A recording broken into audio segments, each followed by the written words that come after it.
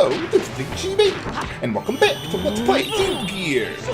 Before starting Disc 2, I thought I'd show off all of the 4 through 6 AP Deathblows that every character in the game gets on foot, or at least the ones that actually have them, that is, before we actually get started with Disc 2 there. If you're watching this video and you haven't seen like all the videos up to this point, just a fair warning, there may be spoilers to Disc 1, like characters who joined the party, or whatever. Now, what I decided to do with showing off all the Deathblows in the game is, well, I just finished Disc 1, and I don't have access to all of the Deathblows in the game. So I thought I'd split them up into 2. I figured I'd do all of the 4 through 6 AP Deathblows on foot here. And then I'll show off all of the innate Deathblows that Gears get. Innate meaning, like, they don't require extra equipment to get. And they don't, not hyper mode or anything like that. Just the Deathblows that you get from learning Deathblows on foot that transfer over into Gears there. Although there is one gear that I won't be able to do that for right now, because you don't get it until Disc 2, but we'll get to that soon enough. So I'll put that in the, whatever my second video would be for that. Then I'll go into like 7 AP Deathblows and the remaining gear Deathblows, the Deathblows on gears that are only unlocked by the Deathblower accessories, and then the Hyper Mode, which I don't know if those really count as Deathblows, but since I'm not going to be using Hyper Mode very much, I might as well show it off there. Now, as far as Deathblows on foot go, let's see, every character gets access to those except Maria and Choo-Choo. So, yeah, I'm not going to need those to show off any Deathblows on foot.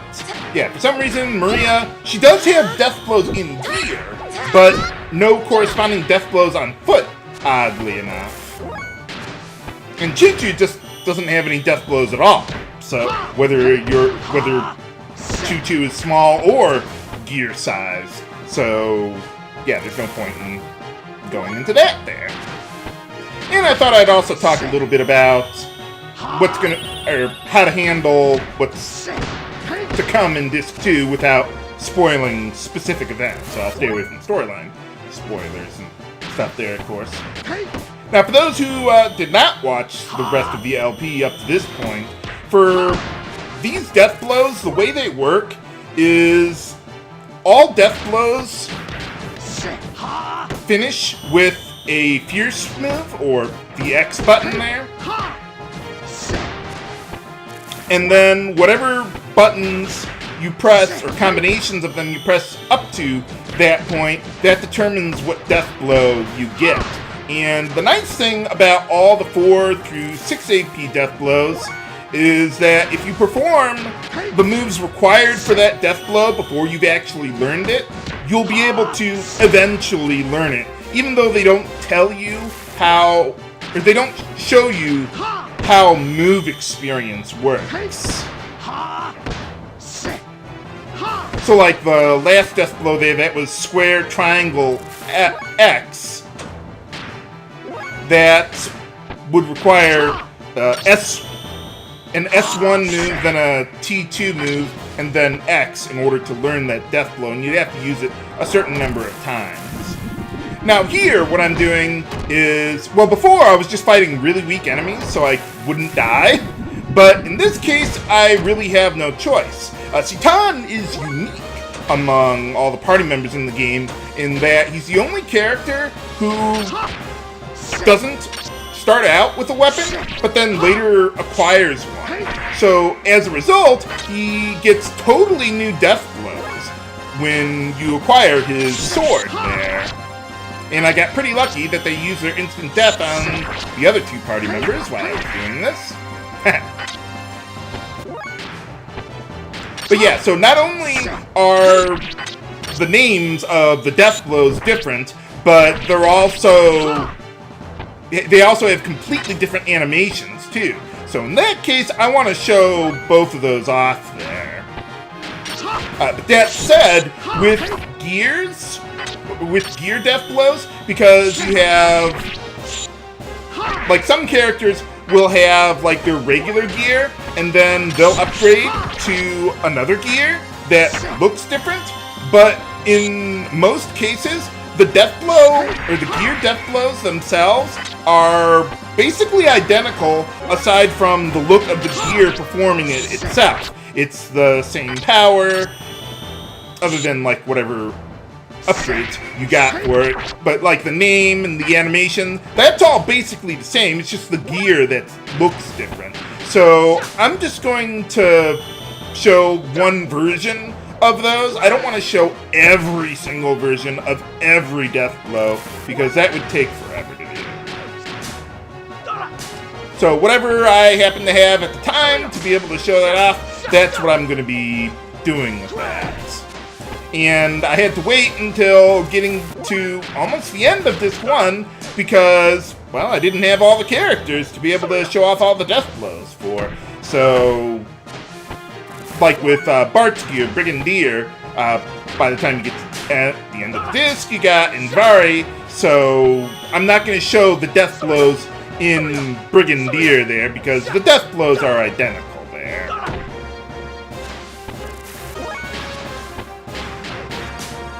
One nice thing about Deathblows also is that they have really high accuracy. I believe they have the same base accuracy as weak attacks do. So that's pretty nice. Although the first couple moves before you get to the finishing move there, the X, the ones leading up to it still have their regular accuracy, even though you fully complete a Deathblow. It's only the last part of it that gets that really high accuracy boost. Electro Justice! No, that's another game.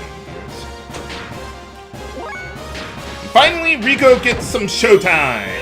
Even though I don't think I ever use him again.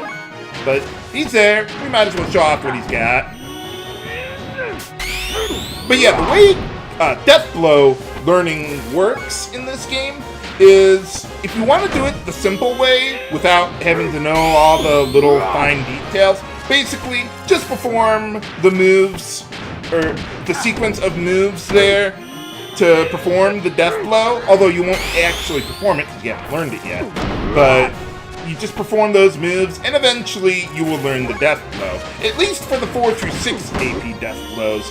For the 7 AP Deathblows, things get a little weird for some characters there. I'm not really sure why that is, but in any case.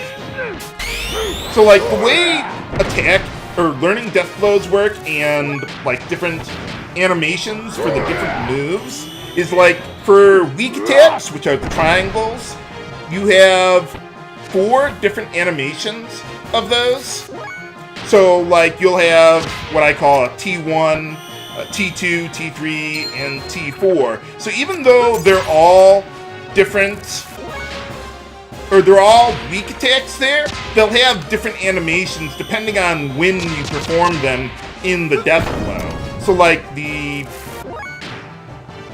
square, triangle, X Deathblow, the triangle there is T2, not T1, even though it's the first triangle performed in there.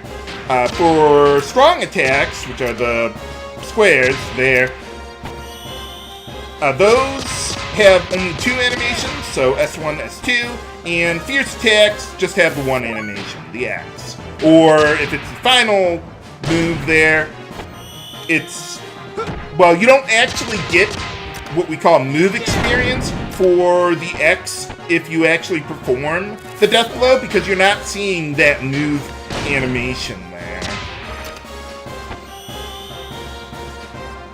One thing that's kind of interesting for Billy, I heard, is that when you perform a Deathblow and then you have some, like, AP left over, you'll build it up in your AP meter there below the time gauge.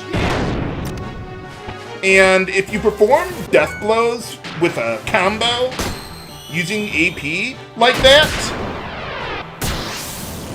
then I heard it doesn't actually consume ammo for Billy, or at least it doesn't require ammo, even though if he performed it normally, it would require ammo.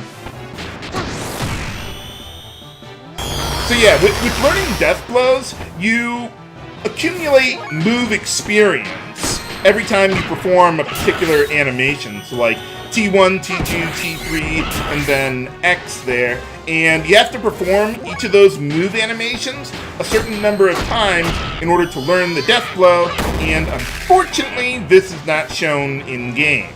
So, yeah, the only reason I know about it is because other people figured it out, and that made it a lot easier. What was that move? Did she just, like, break herself down into nanomachines and then turn herself, like, into nano-sized bullets or something? Okay. But alright, so now we're getting into gear Deathblows here. And, let's see, yeah, for the innate Deathblows that gears get, there's 6 of them. Yeah, there's 6 of them, and in order to be able to use them, you have to have learned the corresponding Deathblow on foot. So, like, the first 6 Deathblows you learn on foot correspond to unlocking the Deathblows in gear there. And gear Deathblows work quite a bit differently than they do on foot, though. In order to use them, you have to reach a certain attack level there. So, if you want to perform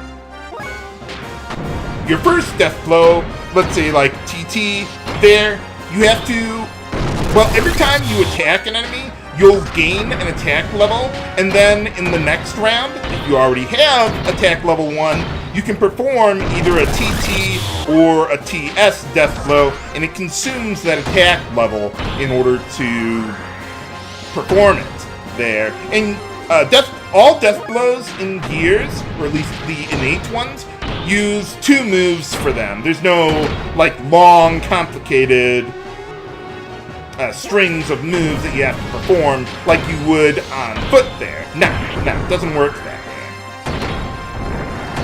So, like, for attack level 2, you would have the ST and SS Deathblows, and for attack level 3, you have XS and XX.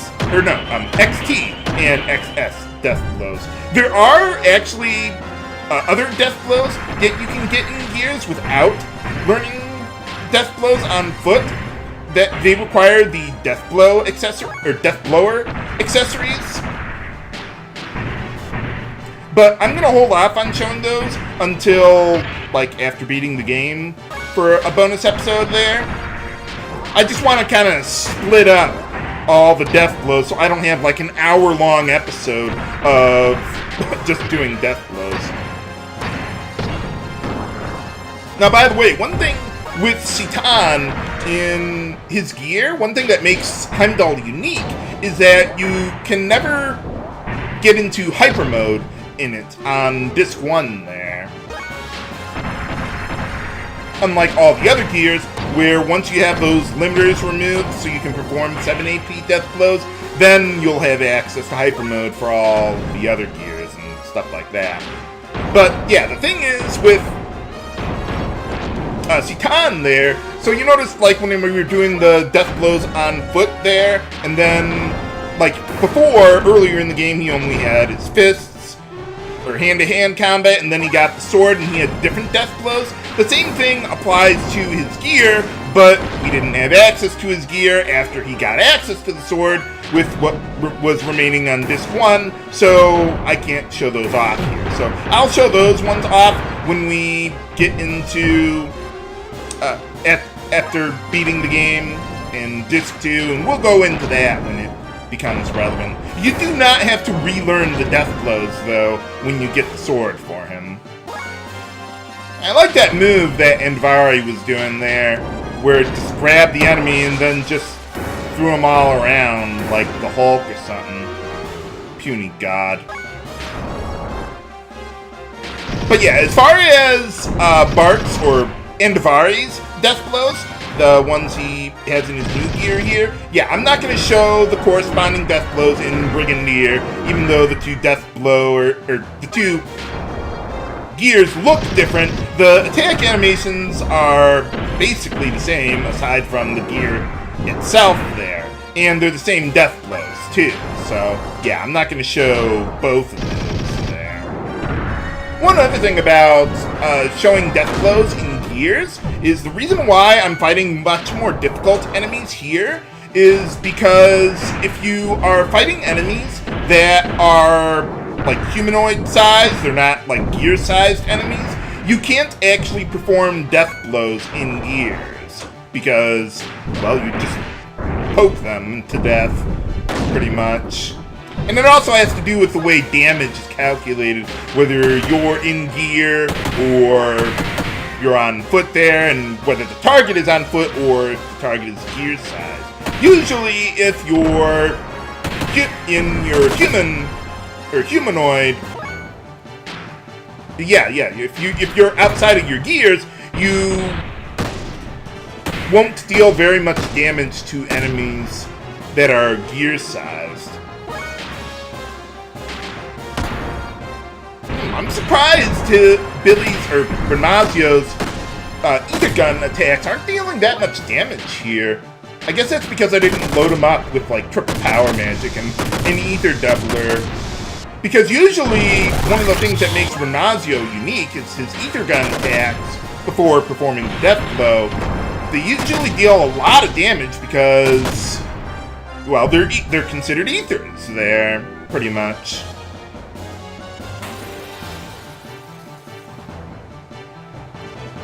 Oh, hey, here's a new enemy that I didn't get to show off earlier. Not a gear-sized enemy, so... Whoa! How'd you deal that much damage? Well then. Yeah, I guess that guy deals damage based on a percentage of your HP, even if you are gear-sized. Holy cow! So yeah, I thought I'd just leave that in there while I was screwing around, trying to get Deathblows going and all that. Now, with Zeepsen here, yeah, even though Maria doesn't learn Deathblows, she already has access to all of the innate Deathblows that Zeepsen would have anyway.